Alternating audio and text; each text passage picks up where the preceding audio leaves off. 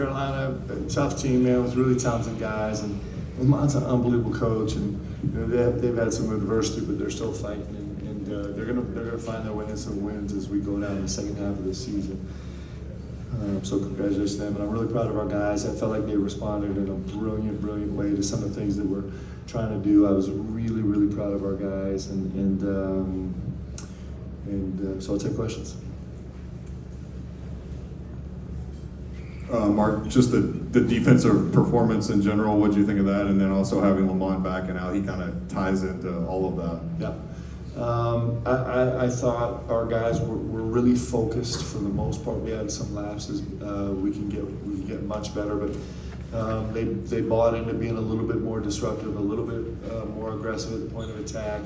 Our rotations were okay-ish in a growing process. I thought our bigs were pretty diligent in their assignments. They had complicated assignments tonight. Their job description was pretty lengthy tonight, and I thought they were terrific. And it certainly helps having Lamont back. But the defensive start of the game, no doubt, no question asked, is I mean, this Kobe Bryant was unbelievable tonight. He was incredible on the defensive end, and his gaps were incredible. His digs were incredible. We were bringing a third defender to ball screens to cover the short roll. He was unbelievable at that. His ball pressure was great. It was smart. It wasn't belligerent, just kind of like, well, fine, I'm gonna, just pick up 94 feet. It was really smart and intelligent. I can't be more proud of him. We had a chance to talk a couple of days ago just about the challenge that's ahead of us, and he's had his best 2 days of practice. The last 2 days on the defensive end, and I thought it carried into the game, and I thought it was brilliant. And when you do that, you end up playing great. I mean, he's 6 assists, 0 turnovers. By the end of the game, he's throwing no-look passes, right? And he was really forceful downhill. So all of that stuff was an add-on to him being so good defensively. I thought he was exceptional, and it very much helped us having Lamont back. Just his presence. He's kind of, we just taped him up and rolled him out there, but his presence really helped us for sure. Coach, of course, you guys missed having Lamont, but Coach Paris talked about it got people back in their normal roles, and then when Lamont came out, Jackson slid over to the point guard again. How important was these last few weeks to see what some other guys were capable of and getting more comfortable in roles that maybe needed him later? Yeah, it's certainly we have a real comfort level with Jackson at the point now that we didn't have before, because he's been there 40 minutes a game for the last 40 minutes, right? But and so that helps us. It gives us a little bit, more leeway in kind of how we work the rotation.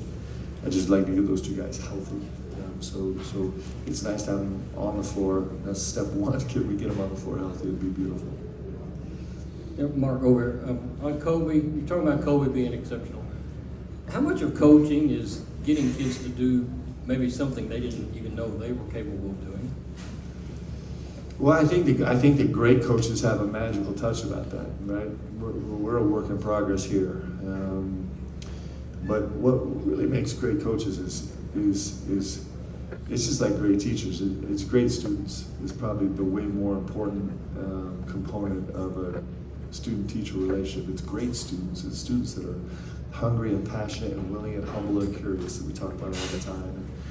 And you also get to points in your journey where you might be more willing and desperate to listen and try a new path, right? And so that's why, I'm going to get really philosophical. That's why it's so fun to coach, is because the game kind of rips you to pieces and it puts you in a really vulnerable spot, and it makes you humble, and it makes you willing to try new things and desperately search for answers. And those are really fun students to have. Coach, I know we've been kind of missing out a little bit on the starting lineup over the past couple weeks, but just talk about the bench coming off, man. I mean, what's that been like, having that energy with Brandon and Trent? I mean, especially Trent, he's been taking over the past couple games, and I'm sure you've kind of recognized that. So can you kind of talk about that and what that kind of carries with your team? Yeah, I thought Trent was really solid tonight. I thought it was really, really solid. He brings, his energy never wavers, and that's a real gift as a coach trying to piece together a game, to know that you know exactly what you're going to get when you put Trent on the floor.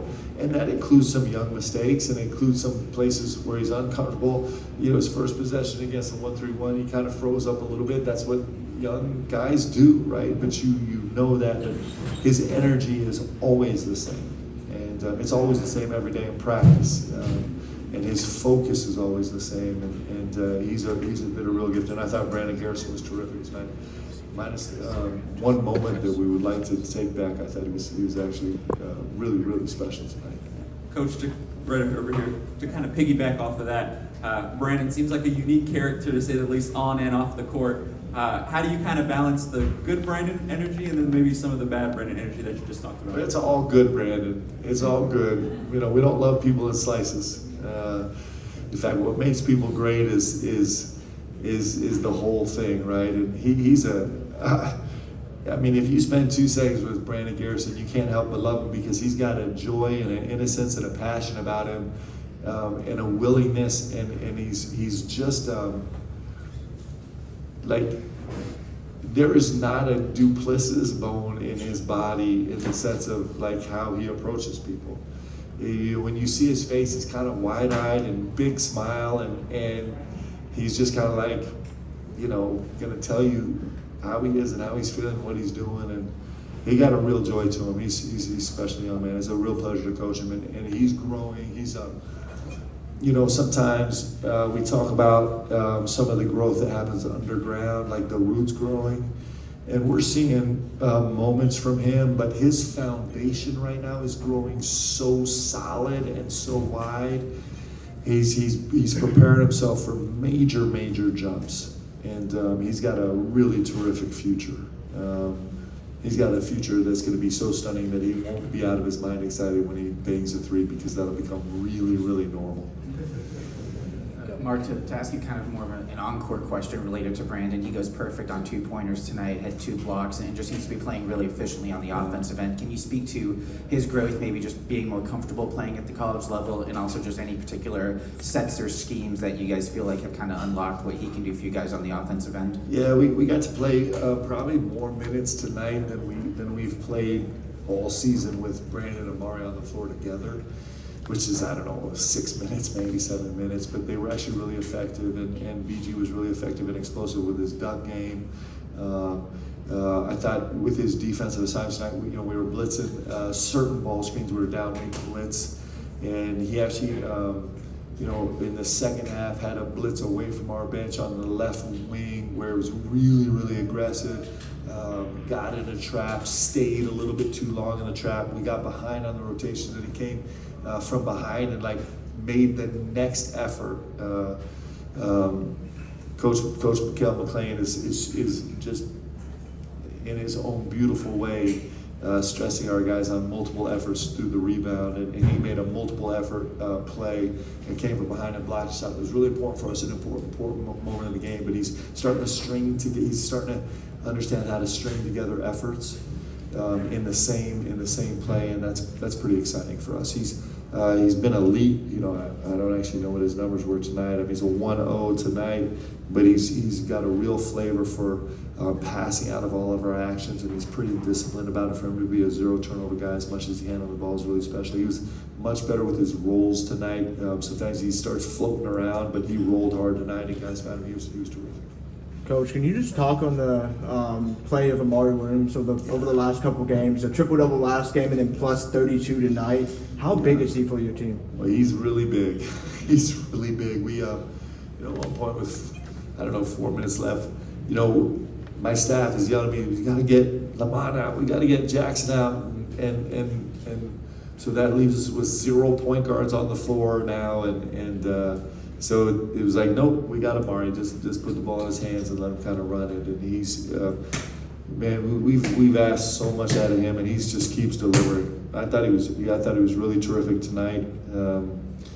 He's still an even 1-to-1 assist to turnover ratio tonight, right? He comes off a 10-3 game, and he didn't shoot it as well as he did the other night, but he still was really effective and impactful.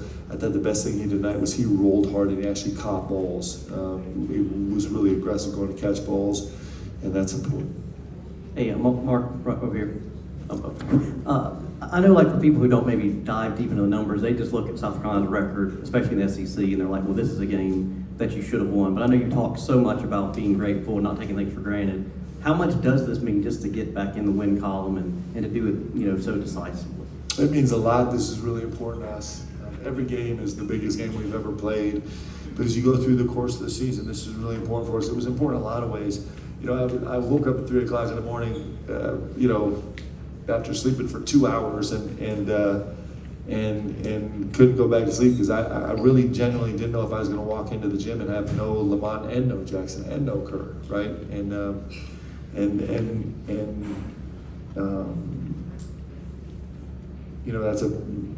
That would have been a really beautiful challenge for us. And so this game is really important, one, because it's a win, but two, because it got those guys on the floor. They got through the game and they're still alive.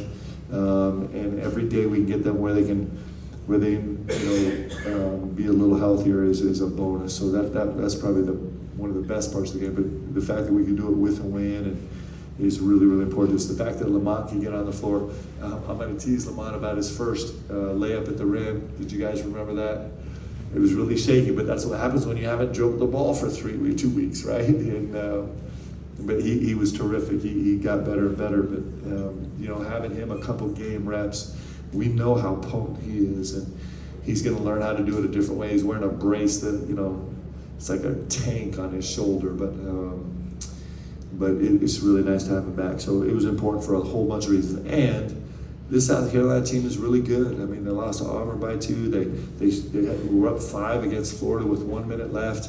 I mean, they've been competitive in every single game. It's a good team with really talented players. So there's no easy games in this league. This is certainly not one of them. And so we're really happy to get a win and for all of those reasons.